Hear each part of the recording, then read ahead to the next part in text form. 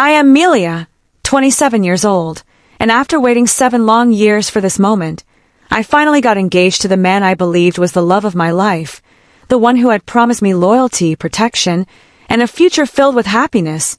But on the day I had dreamt about since my teenage years, everything around me turned into a nightmare I could never have imagined. I had prepared every detail with devotion, sent invitations to friends and family a month in advance, secured the perfect venue, decorated it with flowers I had chosen carefully to symbolize new beginnings, and bought a dress that made me feel like I was finally stepping into the life I had earned through patience and sacrifice. Yet when the time arrived, when I stood at the entrance waiting for the guests who were supposed to share in my joy, I was met with silence, empty chairs, and a suffocating loneliness that gripped me tighter with every passing minute. Not a single guest appeared. My phone stayed silent. No congratulatory messages, no apologies, no explanations. Only a hollow void where love and family were supposed to exist. And then, as I scrolled through my feed with trembling hands, I saw my mother's post. A smiling picture of me in my dress, captioned with the chilling words, "Proud of our girl's new journey."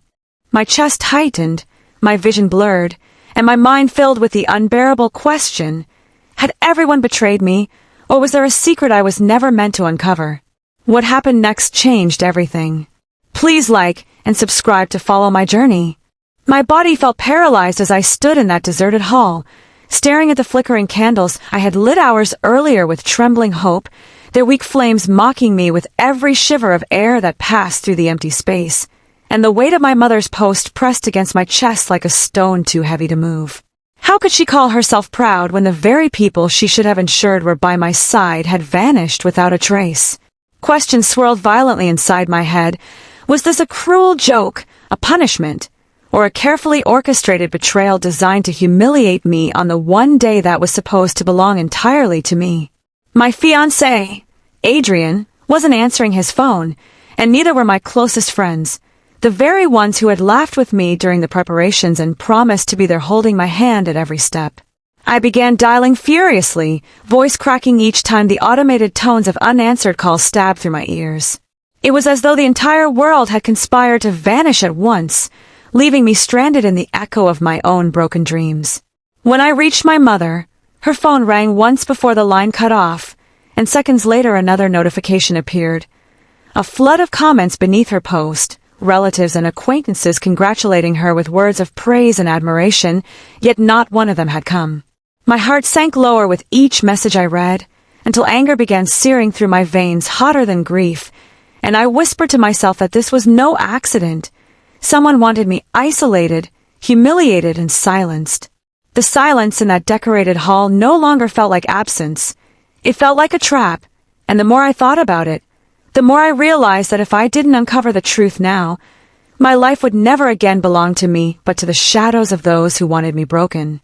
I forced myself to walk across the hall, my heels clicking against the polished floor, each sound amplified in the emptiness like a countdown to something I could not yet name. And though the decorations sparkled under the soft golden lights, to me they had become grotesque reminders of trust shattered in an instant, every ribbon and flower petal twisting into a cruel parody of celebration. My thoughts ricocheted between disbelief and fury. Why would my own mother, the woman who raised me, parade my new journey to the world while abandoning me at the very moment I needed her presence most? It was not just her absence. It was the precision of her timing, the deliberate cruelty of the announcement, as if she were unveiling a performance staged for everyone except me. I remember the years I had spent defending her to others, excusing her cold remarks, convincing myself she had only been strict for my good, and suddenly it struck me. Perhaps all those moments were rehearsals for this one grand betrayal. My chest tightened with a suffocating dread as the possibility that Adrian himself might be involved seeped into my mind. For why else would he disappear so completely? His silence deafening on the very day that should have bound us together? I staggered toward the table where the untouched cake stood, its white frosting still pristine, mocking me with its promise of sweetness I could no longer taste, and I pressed my palms flat against the cool surface as tears blurred my vision. For an instant, I considered running out, leaving everything behind, but another part of me, the part that had endured 7 years of waiting, 7 years of sacrifice, refused to let this humiliation go unanswered. Someone had orchestrated this scene, and I would not be their puppet any longer. If the people who claimed to love me could watch me collapse without lifting a finger, then I would gather the strength to expose them, to show the world the truth they had tried to bury. The hall lights flickered, a soft hum filled the silence, and I whispered to myself that this was not the end of my story. It was the beginning of a hunt, and I would follow every clue until the betrayer's mask was torn away. With trembling hands, I stepped outside the silent hall into the cold night air. The city lights blurred against my tears, and for a moment the world around me looked both familiar and alien, as if I had stepped into a stage where every actor had abandoned the play, leaving me alone beneath a cruel spotlight. My phone buzzed suddenly, a single vibration that made my heart leap with desperate hope, but when I opened the message, it was from an unknown number, its words chilling in their simplicity. Don't look for them. This was never meant to be your day. My breath caught, my skin prickled, and I felt as though invisible eyes were on me, watching, waiting for my reaction. Who had sent it? How did they know where I was, what I was going through? A surge of paranoia gripped me, making me scan the darkened street corners, the parked cars, even the windows of the surrounding buildings, yet all I saw were shadows that seemed to grow heavier with every second. I wanted to run, to find Adrian, to force answers from my mother, but another part of me knew that rushing blindly could lead me directly into the hands of whoever had orchestrated this nightmare. Instead, I replayed every detail of the past weeks, the invitations sent, the rehearsals, the promises whispered at midnight, and the more I thought, the clearer it became that someone close to me had been planning this for longer than I dared to imagine. My knees weakened, but I steadied myself against a lamppost, whispering into the darkness that I would not be silenced, that I would uncover the truth no matter how painful it turned out to be. And yet, deep in my chest, a gnawing fear grew louder than my determination. If this was just the beginning, what horrors awaited me once I dug deeper? I clutched my phone tightly, staring at the cryptic message, and felt the weight of betrayal press harder against my chest, a suffocating heaviness that made me question not only who had sent it, but also how long they had been orchestrating this invisible web around me, weaving lies so delicate yet so lethal that they had managed to isolate me completely without my noticing. Every conversation I replayed in my mind now sounded suspicious. The way Adrian had been strangely distant the last week, claiming he was handling last-minute details, or the way my mother's eyes lingered on me when she thought I wasn't looking, a peculiar mixture of pity and calculation. The fragments of memory began piecing themselves together into a grotesque puzzle I had never meant to solve, and the image it formed was darker than I could bear. I was not simply forgotten nor neglected. I was deliberately erased from the lives of those who had promised me loyalty. My pulse quickened as I opened Adrian's chat history, scrolling back through months of exchanged vows and reassurances, yet even those words now felt poisoned, like a script carefully written to keep me docile while a different reality unfolded behind my back.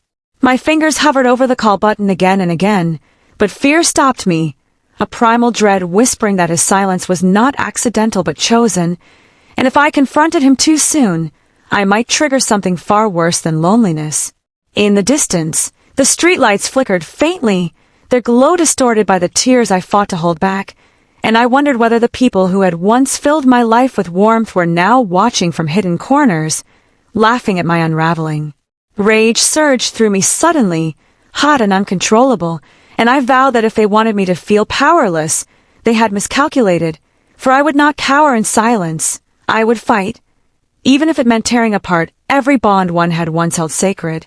But as the night deepened and the city quieted, an unsettling realization crept over me.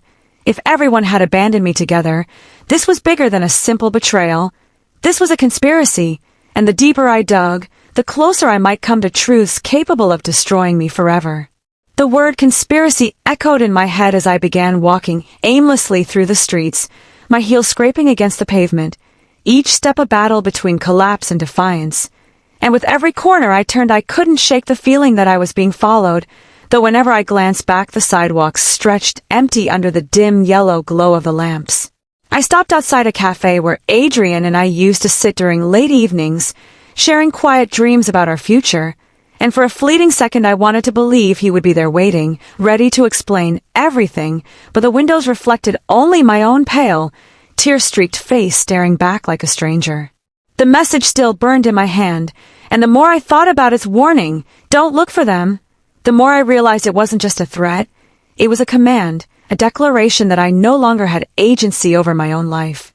My phone buzzed again, another notification pulling me deeper into dread, but this time it was not a text.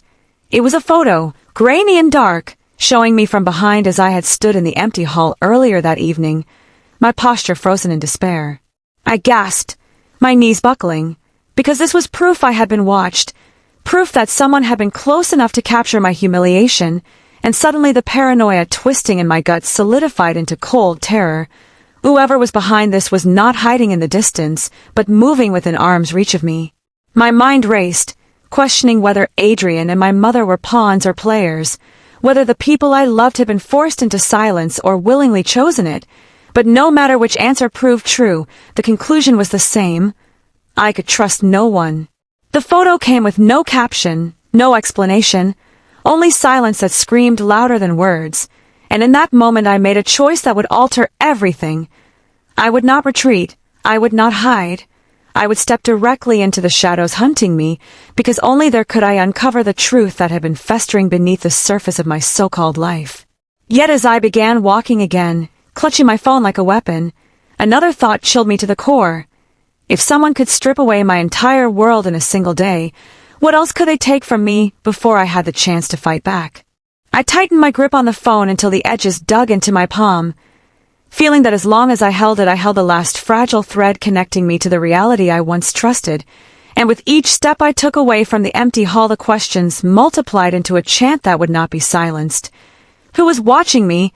What had they planned beyond this humiliation? And how many layers of my life had already been doctored into lies? I moved through the sleeping city like a ghost, wearing my wedding dress beneath my coat, every reflective shop window offering me a fractured image of the woman I had been and the woman I was becoming, hardened, suspicious, urgent.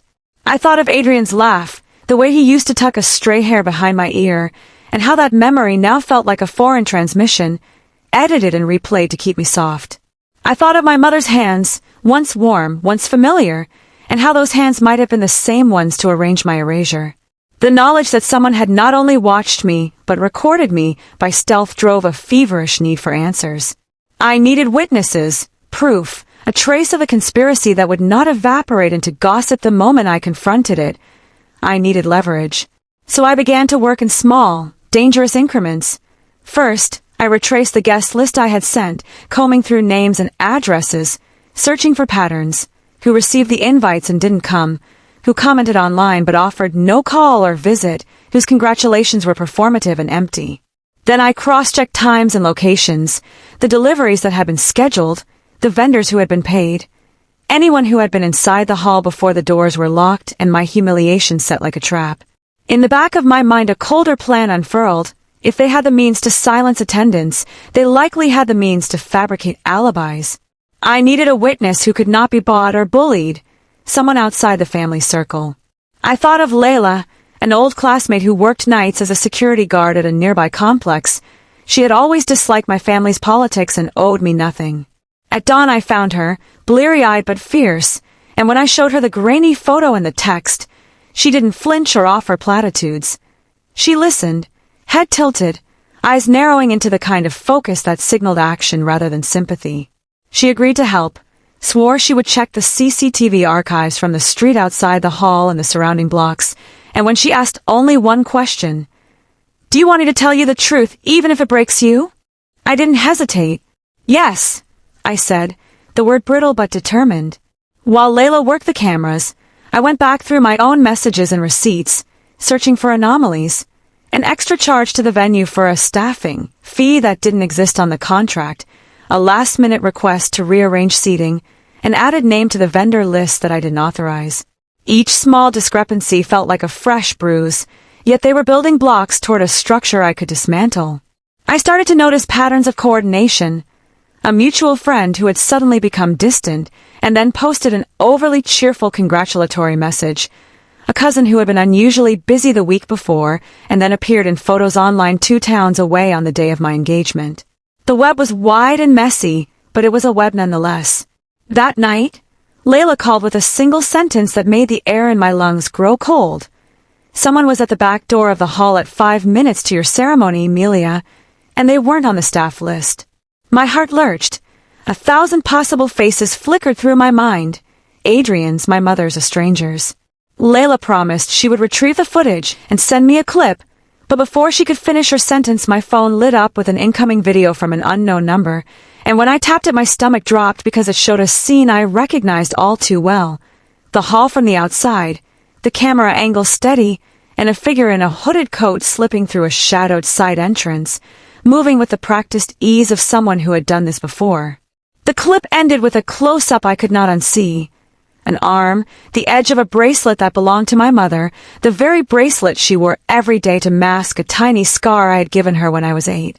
My breath hitched so hard the world tilted. An image of my mother's wrist, captured at an angle no one outside the family could have known to look for, slammed like a verdict against the rest of my life. But before I could form a coherent thought, my phone glitched and the video stuttered into static, and a text followed seconds later from the same unknown number. "Stop digging, Melia. You don't know what you'll wake." The warning felt less like counsel and more like a threat from someone who controlled the cameras, the timing, and the narrative. My resolve hardened. The truth was no longer merely liberating, it was a necessary defense. I would uncover every secret, expose every colluder, even if it meant watching my world fracture beneath the weight of what I discovered, because to live silenced in orchestrated misery was a fate I refused to accept. When the dust finally settled and the fragments of truth lay scattered before me like shards of glass, I realized that my story was never about a single ruined day, but about the years of blind loyalty I had given to people who did not deserve it. The trust one poured into hands that only knew how to shape betrayal. The footage proved what I had feared but could no longer deny. My own mother had walked into that hall not to celebrate me, but to dismantle me, and Adrian's silence confirmed that his promises had been empty rehearsals for a life he never intended to share. For weeks I thought revenge would be my only solace, that if I could make them feel the same humiliation they had inflicted upon me, the wounds in my chest would close. But I discovered that vengeance keeps you bound to the same darkness you are trying to escape. Instead, I turned my pain into purpose, my grief into resilience, and my story into a warning for anyone who has ever been made to feel invisible by the very people who should have lifted them higher. I learned that family is not defined by blood but by loyalty, not by words but by actions, and that strength is often forged in the fires of betrayal. To anyone listening who has been silenced, abandoned, or made to question their worth, know this: survival is possible, justice can be sought, and your voice is more powerful than the lies whispered against you. I stand today, not as the broken girl left alone in a decorated hall, but as a woman who reclaimed her own narrative, who now carries scars that no longer weaken me but shine like armor. So I ask you, have you ever trusted someone so deeply only to learn they have been writing your downfall all along? Stay strong, protect what matters, and please like and subscribe for more of my journey.